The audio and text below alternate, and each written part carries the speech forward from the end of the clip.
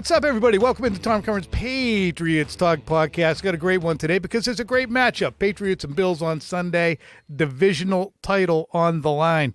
Who would have thunk it? Which, of course, leads us to yet another in a long line of surreal Patriots press conferences in 2025. Listen to Drake Maye. Just wants to finish off the Bills this weekend. Yeah, that's a great question. I think it's important. I think it's really important to do it here. Do it while you have a chance to, face them head to head. I mean, there's no better way to win a division than, win a team that's fighting to crawl back and to take the division and keep it, keep them as division champs. So it's an opportunity for us to do it here, do it versus them, and not have it kind of what they say when you have it in your own hands. We have whatever the phrase is. Say it again. Yeah, control your own destiny. That's what we have. We have a chance to do it here, and I know we can do it down the road. But why not do it this weekend at home with division opponent coming in that plays at a high level, and looking forward to being in front of the fans and gather with my teammates. And it's fun to play. It's fun to play in these type of games. That's what you strap up your helmet and put on the shoulder pads for. Phil, the most dangerous man in New England sports journalism, is dangerous writing earlier this week about a blueprint for Drake Maye, non-existent, folks. We'll plumb that just a little bit later. It's Mike Felger calling him Phil. Absolute radioactive. I like that. I like being called dangerous. It's kind of fun. Dangerous Phil. What was your reaction when you heard Drake Maye speaking about let's finish him out here, let's finish him out at home? I mean, he's right. I don't blame him for saying this is the way to do it, but there's a swaggerific tone to saying, yeah, let's get him in here and give it to him. There is, but I guess that had to be pointed out to me. And I was there. I was paying attention. Because he is such a polite young man at the microphone, I didn't read into that in that way as soon as the words escaped his mouth until I spoke to my friend Tom Curran. And I think it's because of 24 years of covering Bill Belichick that I have an ear for, is that something that could be inflammatory? And it was delivered benignly, but it was the kind of thing said that, hey, what do you think about, winning the division? We're just trying to go from one play to another. Okay, we're just trying to have a good practice today.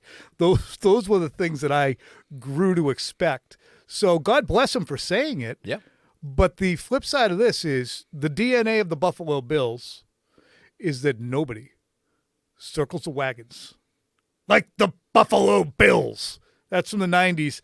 And Mike Vrabel alluded to that a little bit, saying that, look, it took everything we had to kill them the first time around up in Buffalo. We had a lead, and then they came back.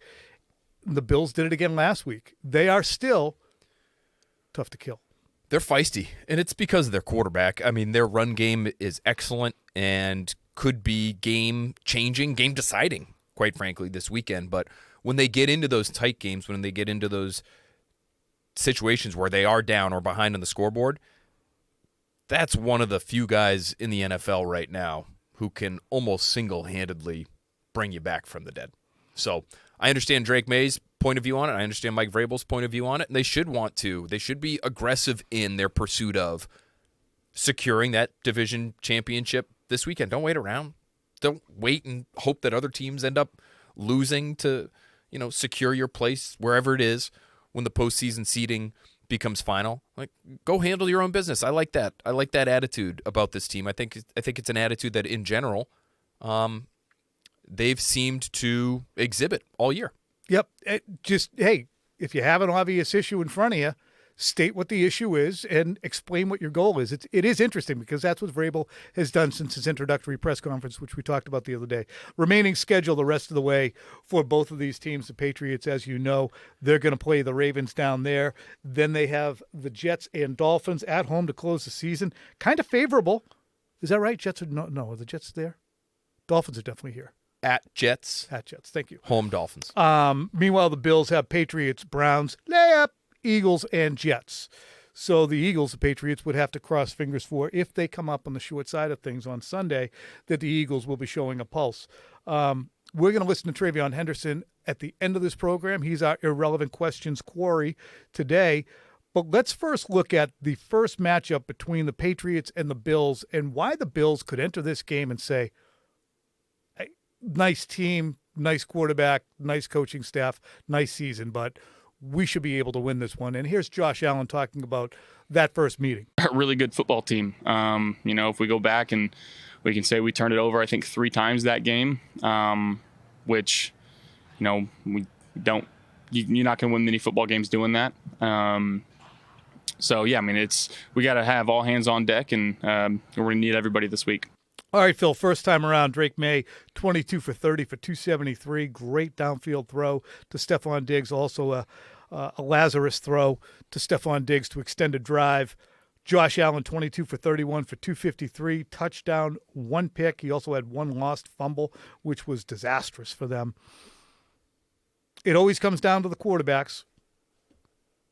I don't care how you slice, dice, or even puree this one. Josh Allen is still a better quarterback than Drake Maye. To even be thinking that we're having the conversation is a massive triumph for Drake Maye. And there's guys like Justin Herbert. There's even a guy like Patrick Mahomes right now. If you ask me, who would you want to start Sunday with your Patriots team, Drake Maye or Patrick Mahomes? I might say, I might have to deliberate. But Josh Allen's a better quarterback. I think Drake Maye's having the better season, but I would say this, and I've said this before, I think there's one player in the NFL that if I were running the Patriots in fantasy land, that I'd be willing to trade Drake Maye for 1-for-1, and it would be Josh Allen. If the Bills are not going to come in here and cooperate with multiple turnovers and not going to commit 11 penalties, how do the Patriots leave the game with more points than Buffalo? I think it first starts with stopping them. I think this could be a high-scoring game, Tom, and that, to me, suggests that the defense, both of which are underwhelming in certain facets. They are. The defense that gets the timely stop will be the defense that earns their team the victory. And so you have to start with the run game with Buffalo, one of the most efficient running attacks in football. James Cook is one of the best running backs in football. He can score from anywhere on the field. He can start out on a certain track and bounce it to any other track on the field. Robert Spillane put it well today. And his acceleration is so good. Sorry. He's so fast, but Robert Spillane, I thought, put it well today, when he said all 11 guys are at the point of attack when they hand it off to James Cook because he could take it anywhere. He's that athletic. And so it starts there. The Patriots have been a poor run defense really over the course of the last several weeks. Since week 9, they are second to last in the NFL in EPA per rushing attempt, Tom, behind only the Giants, or ahead of only the Giants, which is a historically bad run defense. And it's funny because the Patriots were, and historically, by the numbers, good run defense through the first 8 games, not allowing a lead rusher, running back, to have more than 50 yards was, no team had ever done that. And the entire time it was going on, there was never a moment in which I said, my God, you just don't want to run on the New England Patriots. Some of those games where they were getting lit up down the field, this was early in the season that I'm referring to. But I never looked at them, hey, look at the ankles. Wore short socks today. I never looked at them and said, my God, this Patriots defense is so stout against the run. So they weren't that good then. Are they this bad now? No. However, I think one of the reasons they're not as bad as the numbers lately would suggest is due to injury. Mm-hmm. And I'm not entirely sure how that gets fixed this week, other than Khyiris Tonga looks like he's getting healthy. So at least you get him back on the field, perhaps, which would be a significant help. You're still going to be without Milton Williams, who I think has been pretty good against the run, and I thought was particularly good against the Bills in that first matchup.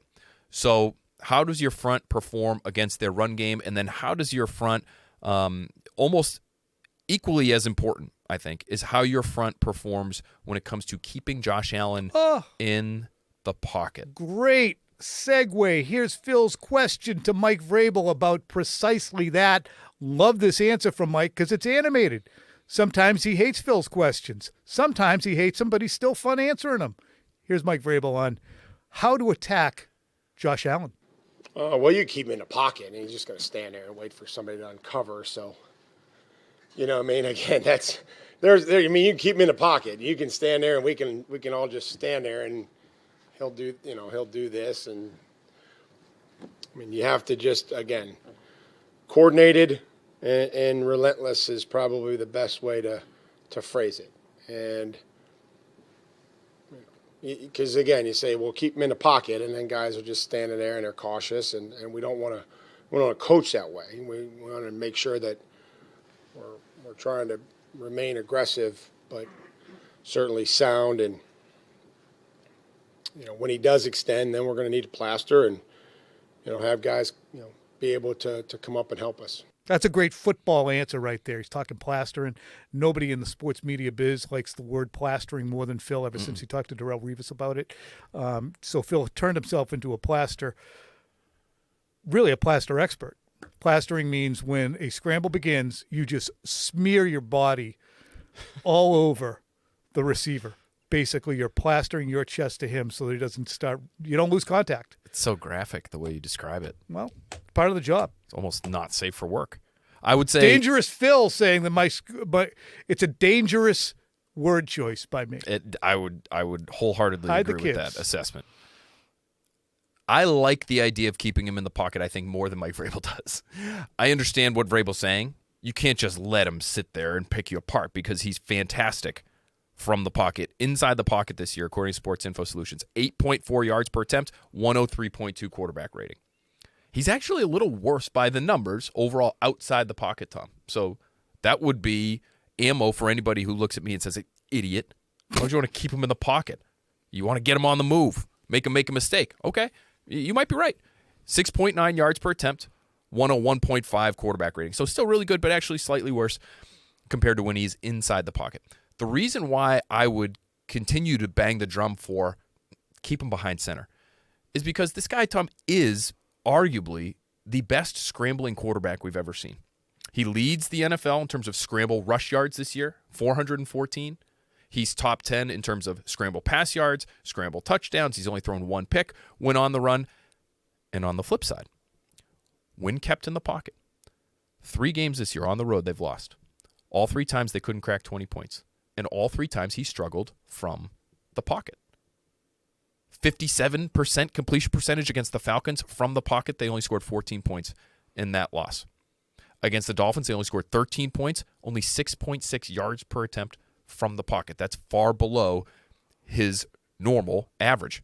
And then against the Texans, who we know have a dynamite defense, but they only scored 19 points in that game, a 72.2 rating from the pocket and 2 picks from the pocket in that game. So if you can keep him in the pocket and make it hard on him, whether that's with pressure, whether that's with really tight coverage, I think you're better off than letting him outside the pocket and maybe having successes here or there, but risking that game-breaking play, the likes of which we saw last week from him against the Bengals. That's the kind of thing I would not want to invite. The funny thing about Josh Allen and his runs are frequently they come up the middle of the field. When a team is playing man, when they have their backs turned. Last week, again, that run against the Bengals, a perfect example. They're playing man on the back end, and you have a defensive back from Cincinnati continuing to cover despite the roaring crowd 9 seconds after the snap, while Josh Allen has run a 40-yard dash and is about to run up the back of the defensive back. He's still covering the wide receiver in the end zone.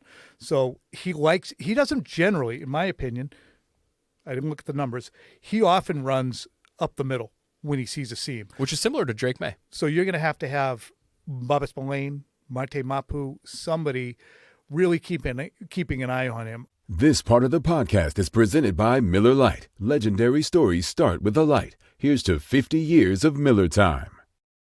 Hey, how about a legendary moment brought to you by Miller Lite? And if I'm thinking about the Buffalo Bills and some of the moments that are indelible, I'm thinking about 2009. Yeah, that's when Tom Brady's coming back from his ACL, MCL infection. No one really knows how he's going to perform that night on a Monday night to open the season in blood red uniforms. And wasn't that good for a while, Phil? Patriots are down 11 late. And then what happens? Touchdown pass to Benjamin Watson. Leonis McKelvin kickoff return fumble. Touchdown pass to Benjamin Watson. Patriots win 25-24 on their way to a 10-6 season, a 33-14 loss in the playoffs, and a rebooting of the dynasty. So that game right there against the Bills kicked off what was a watershed season. That's your legendary moment. Phil wrote earlier this week about trying to find a remedy if you're a defensive coordinator for the problem presented by Drake Maye. Phil said he's virtually blueprint proof, virtually. Went on to say some of the things that maybe a defensive coordinator could highlight. But that portion was largely ignored by a very popular afternoon radio show called Felger and Maz. Heard of it.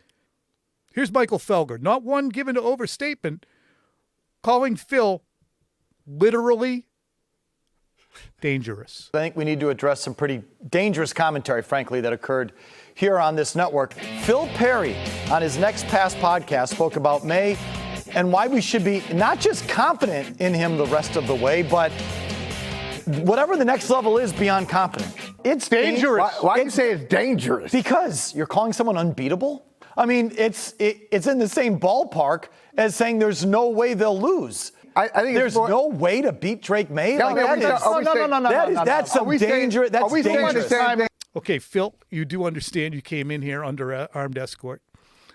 We do have people ready to go at any moment if you start to get a little dangerous. Get the ankle monitor on. So explain yourself. Listen, what we have seen, and the data backs it up, is that almost regardless of what teams have tried to do to him, and they've done a number of different things, whether it's man coverage, zone coverage, single high safety coverage, split safety coverage, blitz, no blitz, dropping 8 into coverage. He has been really elite is an apt word against all of those different situations. And so we've gone into detail as to what the numbers are in all those different situations, but take my word for it. He's at least in the top 10, if not in the top 3 in just about every single one of those categories when you look at expected points add. So that's the part that they took and they looked at and they said, but Phil's saying he's unbeatable. There's nothing you can do to this guy. And I think it's one of those labels, blueprint proof, which sounds more inflammatory than it actually is.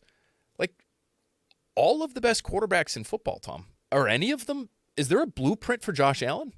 What's the blueprint to stop Josh Allen? Is there one? I mean, there might be things that work more frequently than others, but he's able to exploit portions of every plan. Like Drew Bledsoe, you could come up with a plan.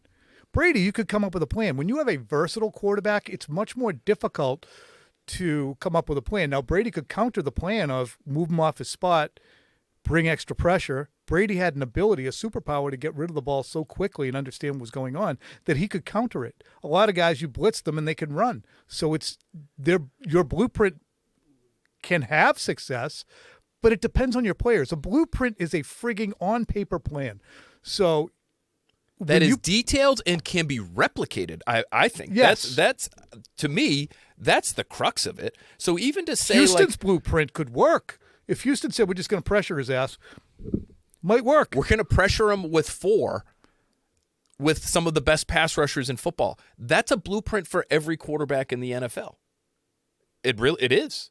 Like, okay, but does that make it a blueprint? It just means, I think, that you've got 4 great pass rushers and you've got really excellent talent. I don't know how replicable that is on a week-to-week basis. There's not a single defensive element that Josh Allen sees every week because every defensive coordinator looks at him and says, we'll get him with this. He doesn't know how to handle this. It doesn't exist. Same with Patrick Mahomes. My guess is same deal with Matthew Stafford, given the way he's played when he's healthy in L.A. So it sounds inflammatory. I don't think it is. However, I would also add this, and this is the part that they left out, and they didn't see or hear, even though I mentioned it about a half dozen places over the course of last week. If there is a blueprint, I have a suggestion. Dangerous Phil. Dangerous Phil is going to meet you halfway. And I think it's a suggestion that is more detailed than I've heard from anybody else in town. And the suggestion is this. It's one coverage that has given the Patriots particular difficulty over the course of the last 2 months of football.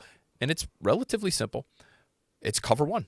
So that's man-to-man across the board with a single high safety. And there's some different nuances to that you can change depending on what you want to do as a defense. For instance, if you're playing Drake Maye, Tom, who's mobile, and you're just talking about Josh Allen running against man, if you want to try to avoid that, you can play cover 1 with a spy. For some reason, against the Patriots, when they've seen cover 1 these last 2 months, Drake Maye's pressure rate is sky high. It's third highest in the NFL, lower than only Justin Fields and Cam Ward when they see that same coverage. Pressure rate meaning the frequency with which it gets there? How frequently he is pressured. Okay. So my guess is timing gets disrupted with the receivers with this man-to-man coverage. Oftentimes, cover one, you have the ability to bring an extra rusher, whether you want to use him as a spy or just simply as a pressure player. And so it has led to negative plays to the point where Drake Maye is not top 3 or top 10. He's actually 17th in EPA these last 2 months against cover one. So if I'm a defense, even if I'm the Bills, who relative to other teams in the league don't play a ton of man-to-man coverage, this would be something I would be willing to try. Because when he gets the ball out against cover one these last 2 months, Tom, his numbers have still actually been really good. He averages like 10 yards per attempt against cover one.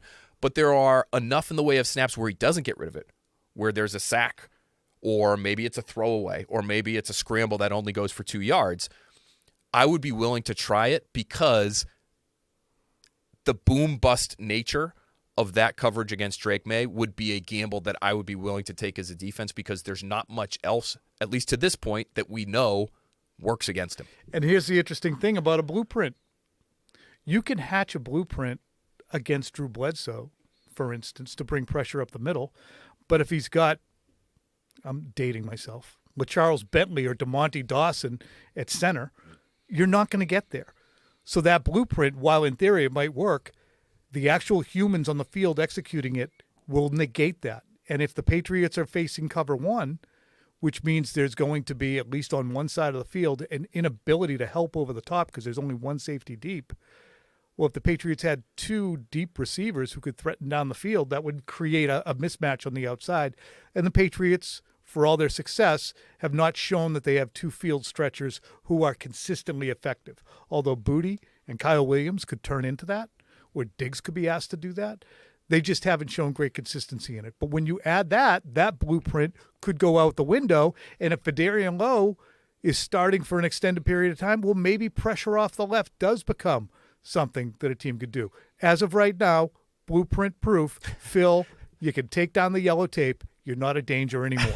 Before we get to the prediction for Sunday and then TreVeyon Henderson, here's what Stephon Diggs had to say when apprised of Las Vegas lines. You guys are actually underdogs this Sunday. Is that something you're aware of? I didn't know. That's the first time I heard it, but good. Have you felt like, or have you sensed at all that this team plays with sort of a, like, edge. Nobody believed in us mentality or chip? A real edge. I think that's why I said it was good. This team is full of teams that was like, cast-offs and people who were cut or people who didn't necessarily get the opportunity that they wanted or whatever, however you dice it up. And I feel like that's good for us. Nobody believed in us but us. The record is surprising to everybody, and all we did is take it one game at a time, and I think we're going to do the same thing with this one. I also loved Mike Vrabel's response when he said there's people in Vegas are saying, maybe we can run that. Just the first portion of Ben Volen's question to Mike Vrabel about the line. It was funny. It's not Ben's fault. I get he was driving at, but it was just classic Vrabel. The people in Las Vegas have you guys as underdogs Sunday. Who are the people, Ben? I guess the odds makers. There you go. That's what they are. They're called odds makers, not people. Odds makers, Ben. That's what they're called, odds makers. That was really funny. Do you think the Patriots will win this football game? I'm going with chalk. I'm tired of waiting for the egg. I'm going to say the simplest answer is 31-27 Patriots. We are on the same wavelength. I have the Patriots winning this 31-28. Oh, wow. So I just prices righted you, Yeah, I guess. You did. But yeah, I think this is going to be a game where there are a lot of points scored. I do think it's going to be close. And I think the Bills, for as well as they've played in given weeks this season, when I see them struggle, it's because they're sloppy. They've turned the ball over way more this year than they did last year. I went over some of the numbers with Tyler Dunn on Next Pats this week, Tom. They have 18 turnovers this year versus last year. They had just 8. Well, last year was a ridiculous year. They had a plus 24 turnover differential. This year, they're minus 1.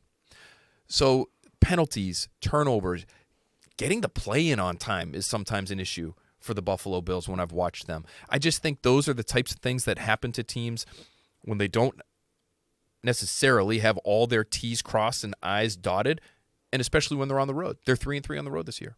So I have the Bills losing this one to the Patriots, and they're your division champs. All right. Ladies and gentlemen, enjoy TreVeyon Henderson. He was terrific. And, you know, a lot of God stuff in this, which I'm fine with. And I hope you guys like it too. Now, sometimes people bristle when you talk to a player about his faith. And we've seen guys lampoon for going into post-game press conferences. I give all my thanks. I think if it's important to an individual, if it's important to a player, if it's their motivation, it is incumbent upon a journalist, a journo, or a reporter to give that person the right to use their platform. So I'm not saying I gave him the right to, but I do think if this is what motivates TreVeyon Henderson, then let's listen to the man. With you. Enjoy it. Ladies and gentlemen, fresh off the practice field is TreVeyon Henderson, Patriots rookie running back, and he has been electric. How you doing? I'm doing good. First question's an easy one. Best Christmas present you ever got? Ooh, a hoverboard when I was little. Yeah. First time I rode it, that thing went tumbling down the hill, scratched all up. Did you master it eventually? Eventually I did. Yeah, eventually I did. But by the time I mastered it, it was broke. No more hoverboards after that? No more hoverboards. All right. Favorite Christmas carol? What's that song? Silent Night. I don't know the rest of it. Holy night. There we go. Yeah. Okay. That song almost made me want to shed a tear. It's just like, dang, it's so subtle and so smooth. My mother would play piano and make me and my brother sing. Yeah. And she, we'd be standing there fooling around. And she'd go, sing right. Something worse. You have made it very obvious that your faith is extremely important to you. And you talk about your gratefulness frequently for what you've been given. Why is it important for you to express how important your faith is to you to folks? Man, like the Lord Jesus Christ, he is so good. And, what he did on the cross for us and how much he loves us enough to suffer for us so that, if we believe in him, if we can have eternal life, we can be forgiven. And, just seeing what he done in my life and just experience his goodness and his mercy, like it gave me no choice but want to share with others, man, and share that hope that's in Jesus Christ with others. You've been through some struggles personally, and a guy named Tyler Dunn, Go Long, wrote a terrific story on you. You have a show, Redemption, which is tracking Ohio State and some of the things that they did for folks' mental health. What do you say to folks who are struggling if someone comes up to you and says, TreVeyon, I'm just not feeling right? Yeah, man, that's just a moment to testify about the power of Jesus Christ. And, I experienced his healing in my life. I was someone who struggled with depression, suicidal thoughts, with all the things that I've been through, and just living a life in darkness and how it brought me to my lowest points. But, only Jesus pulled me out, man. I tried everything else and it didn't work. Only Jesus. It's amazing, isn't it? It is. Because it's right there. It is. You got to ask for help, though. Yeah. Amen. It's too much. It's too much to deal with on our own. Exactly. It's tough. It's tough, man. Tell me about your mom.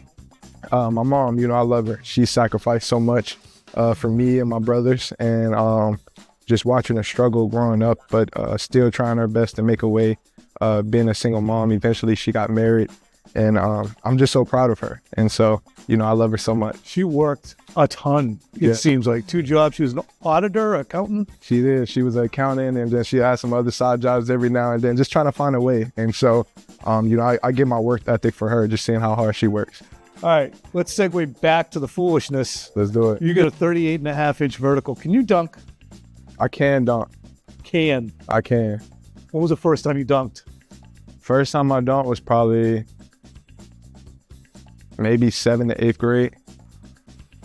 That is so disappointing. It should have been a lot earlier. No, it's just disappointing for I still have dunk dreams. I'm 58 years old, like I dunked.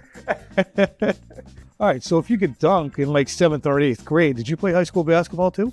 I didn't. At that time, I was trying to focus on football. I 5'10". At that time, I'm like 5'8", 5'7". I didn't want to have those whole dreams, being that size. It still worked out pretty good. I mean, you ended up being the #1 rated running back in the nation out of Hopewell, Virginia. Was there pressure when you looked and said, holy crap, I'm #1? Shoot, not really, honestly. I've just growing up in high school, I put in a lot of work. I used to work out like 2 to 3 times a day. And just growing up in my environment, like I just wanted to make it out of my city. and hopefully, do something good with my life. And so I thank God for just allowing me to make it out of my city where it's really dangerous. A lot of people don't get a chance to make it out. And so, I thank God for allowing me to be in this position where I am today. Why is it so dangerous? And how many people do you see who are kind of have that path? They could go one way or the other, and they don't end up on the correct path. I mean, it's razor thin sometimes, isn't it? It is. I think it's just the influences in life. And it's just so easy to be influenced by the wrong things, especially in that environment where, it's just sad, man. I had so many friends growing up that I played high school ball with and had so much talent, but just the influences they see around them, they end up falling into that trap. And so my coach one time described it like a crab in a bucket. When someone sees you ready to make it out of the city, you got the crab just trying to pull you back down. And so, man, It's hard. It is. It's hard. It is. We could do a lot more than an 8-minute irrelevant question, but we'll do that in no time. Yeah. Who's a running back you emulated or really modeled your game after? Someone who I used to watch a lot growing up was Chris Johnson, really fast. And so I feel like I was always fast growing up ever since a little kid. And so that's someone who I used to watch a lot. You do have a little Barry Sanders in your celebrations. Which, do you know that? Nah. Barry Sanders, when he got into the end zone, the first thing he did, hand the ball to the official. For real. I was watching all your high school clips yesterday. There was no celebration. What's been the hardest off-field adjustment for you since you got here to Foxborough? Probably driving to Boston, man. Trying to figure out the right time. When should I go into the city? When should I come out? And I can never find that right timing. I always hit traffic. There is none. Okay, we're going to break it to him right now. There is none. TreVeyon, explain to me what a good teammate is. I feel like unselfish, that's something that the Lord, the type of player that he helped me to become. I was someone who always cared about my stats and things like that. But the Lord started to work in my life, and it no longer became about what I can achieve, but what can we achieve as a team? How can I lay down my life for my brothers so that they can have success? And so that's something that I learned to be is unselfish. Awesome. Last one. It's a favorite part of the program. It's, hey, what's your number? You wear number 32. I saw in high school you wore number 4 for a period of time. Why 32? And what would you wear if you could wear any number? If I could wear any number, I would go back to 4. I wanted to go back to 4, but Antonio, that's his number, so I let him do his thing. But 32 is really special to me, especially to my mom. Her dad growing up, he was a running back, and he passed away at a young age. I didn't get a chance to meet him, but I've heard a lot of great things about him on the field, the type of player he was. And so they always say that I reminded them of him, when he used to play the game. They used to call him Airplane. And so when I was little, I had Airplane on the back of my jersey. And so that used to be my celebration. I used to celebrate when I was a little kid, hit a little airplane. Can you bring that back? Sunday's a perfect time. Nah, you know what happened, though? One time I was playing a Little League game, and they were shutting me down. There was like Airplane went down. I was crying. I ain't gonna lie. I started crying. All right. Well, no tears Sunday. Big game. Yeah. Good luck. Appreciate it. And I hope you have a great and blessed Christmas. Yeah, thank you so much, man. God bless. All right.